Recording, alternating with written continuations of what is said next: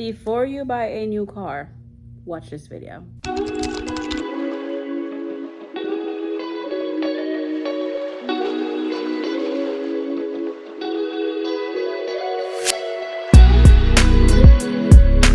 Hey Glam fam, welcome back to the channel, besties. First, let me start up by welcoming my new subscribers. If you are new here, my name is Tamara. My daughter and I make all kinds of videos. We have no niche. We don't specialize in anything. We just share whatever. If there's a vlog, there's a vlog. If there's us building something, creating something, traveling somewhere, we share it with you guys. So for those who are new, because we've gotten quite a few new subscribers since we traveled to Jamaica. So we just want to welcome you to the family. Thank you guys so much for watching. Thank you for subscribing. Thank you for engaging. And two, I have a few silent people who share the video in a malicious way. But I'm still going to thank you. If you're watching the video and you are being malicious, I'm still going to say thank you. We appreciate you clicking onto our video. But anyway, let's get into the real business. So today I wanted to talk about my new car. We love newness. Admit it, it's a fact. We all love to have something new. But what I've learned is that you can have something new without having to break the bank or without having to have it cost an arm and a leg. Here's how.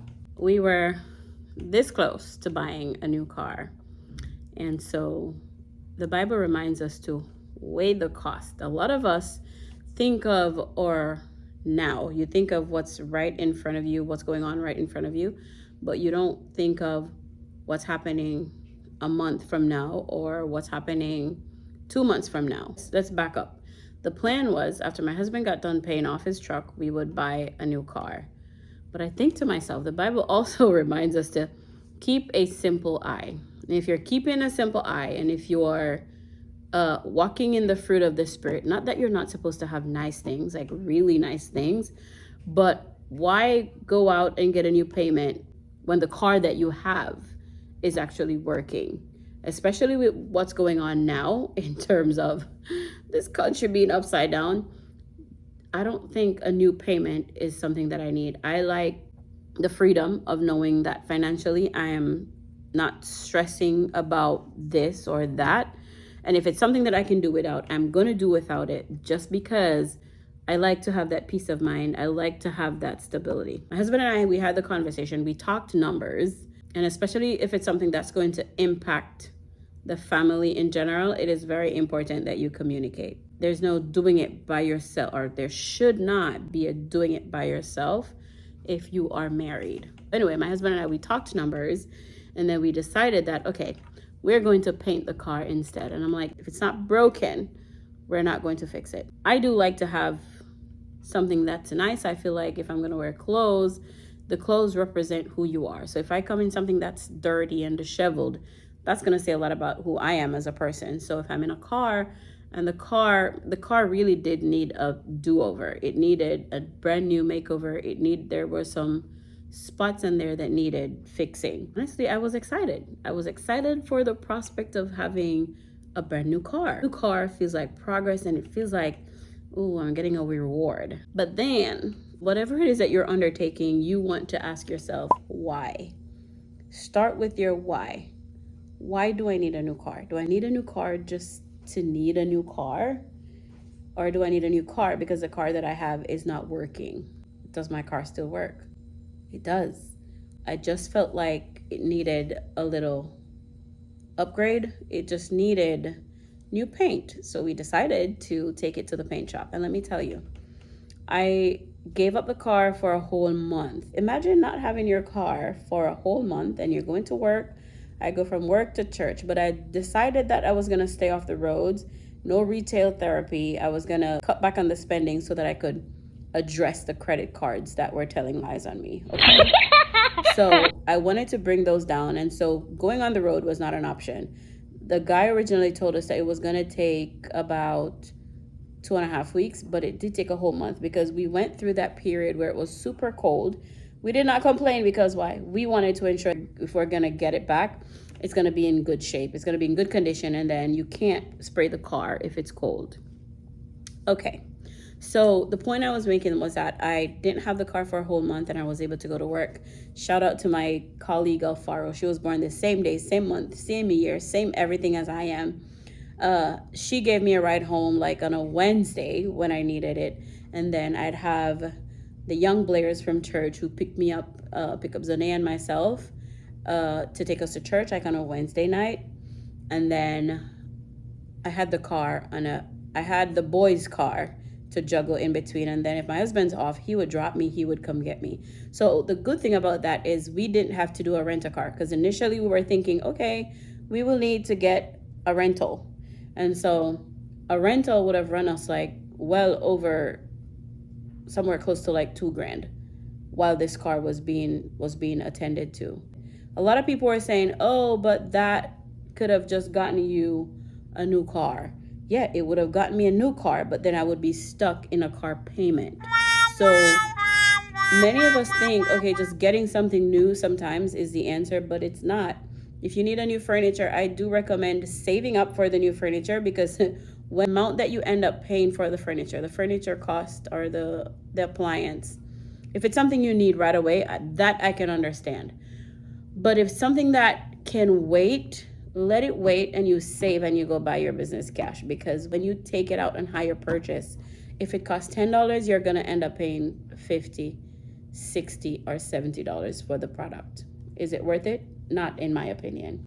So instead of rushing into a monthly payment, we made a different choice. Refresh what we have and repaint the car. So when the car came, I think in like the third phase, I was like disappointed because I'm like, this cannot be it. But my husband withheld the other video from me. So we're going to walk through this whole process here. Now, this is the car. This is the car in, its initial stage. This is what the car was looking like. And so I felt like these little spots on here, they needed to go. And so the decision taught me something powerful. The decision to repaint. Just because you can upgrade doesn't mean you should. Just because you can upgrade doesn't mean that you should. Now, we live in a world that constantly tells us new is better, more is success. If it's old, just replace it. But no. Sometimes wisdom looks like maintenance. Wisdom says, don't replace it. Now, choosing to keep what still works isn't settling. I think it's being intentional. It's choosing peace over pressure. I don't like to feel pressured into anything. I don't like to be controlled. I don't like to be controlled financially. And if you have the credit cards holding you in a chokehold, you are going to feel pressured and you are going to feel as though every day you get up, it's just a constant struggle. It's a constant battle. I don't want to be in a battlefield.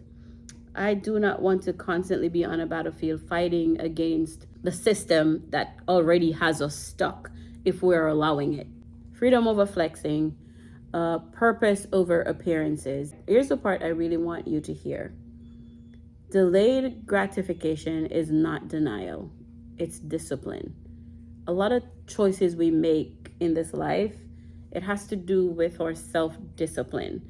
Now, the choices we make get us in certain situations. Some of these situations can be fixed and some just keep us stuck. Here's my encouragement. If you're holding on to something that still works, whether it's your car, your home, your plan, or whatever the progress, don't let anyone rush you into thinking you're behind. Do not fall into the trap of thinking, I'm not where I'm supposed to be yet. You're exactly where you're supposed to be, right? And so whether it is that we made a mistake that kind of set us back, you are where you're supposed to be and you'll get where you need to be. You're progressing nicely. So don't be too hard on yourself. You'll get where you need to be in due time. This is the priming phase. The guy was very kind to send us a recording. Sometimes the smartest decision isn't going to be the shiny one. It's the disciplined one. And most people think success starts with money. Nope. It starts with mindset. It's not about replacing what you have. It's about improving what you have. One motivational takeaway: don't throw things away or don't throw away an opportunity just because you think it's not perfect. And choosing what truly makes sense for our life. So while someone else may go out and get a brand new car, this is what's working for my family. We have a young family and we have children, and we have to think of the children, and we have to think of, okay, what if something out of the blue happens?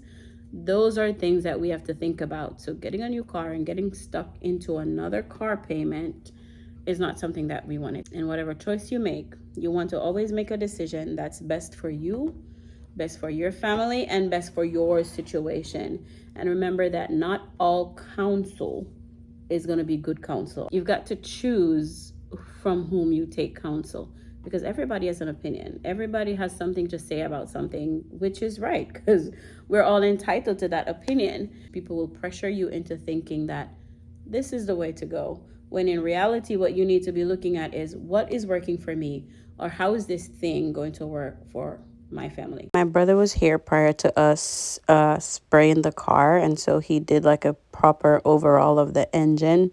My husband is big on tires. He says if your tires are good, that's one less thing for him to worry about. So he did get 4 brand new tires. He will never ever run them till they're near to bare. As a matter of fact, we probably do the penny test. When I do the penny test, sometimes the tires can still keep going. He did like the wiper blades. He got brand new headlights. He retinted the car. So like it's really a brand new car. So pretty much this is the final stage of the car. Here's the car in all its glory right now. I used to park in a certain spot at work, and I don't park there anymore. I no matter how early I get here, I park all the way down south. But I take the opportunity to get my steps in, knowing that the car that we've just painted will stay painted for as long as it should, without people banging on it. So if you did enjoy this video, thank you so much for watching. Thank you so much to my new subscribers. And to my day ones, big up on yourself. To those who continue to return, we do appreciate you. Shout out to my brother who's always watching and never commenting. We appreciate the engagement, and we just want to say thank you. Please remember, your path doesn't have to look like anyone else's. Thank you for watching this video. Remember to like, comment, share, subscribe.